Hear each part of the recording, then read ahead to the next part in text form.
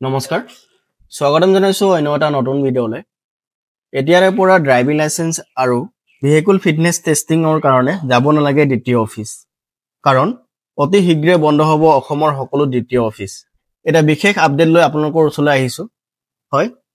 এতিয়াৰে পৰা driving licence আৰু ভেহিকল ফিটনেস টেষ্টিংৰ কাৰণে যাব নালাগে দ্বিতীয় অফিচ মুখ্যমন্ত্ৰীয়ে এটা গুৰুত্বপূৰ্ণ আপডেট দিলে আগতে আমি অকল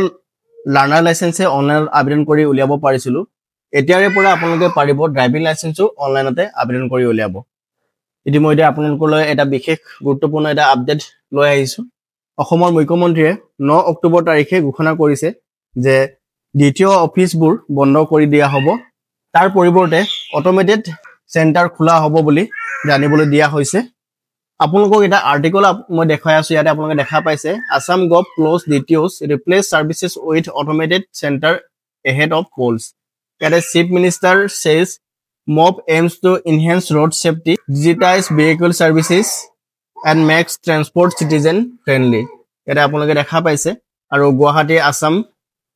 chief minister doctor Himanta Biswa Sarma announced plan to close several district transport office মানে DTOs to state transition to automated vehicle fitness testing and driving training centers আপোনালোকে এতিয়াৰে পৰা দ্বিতীয় অফিচ যাব নালাগিব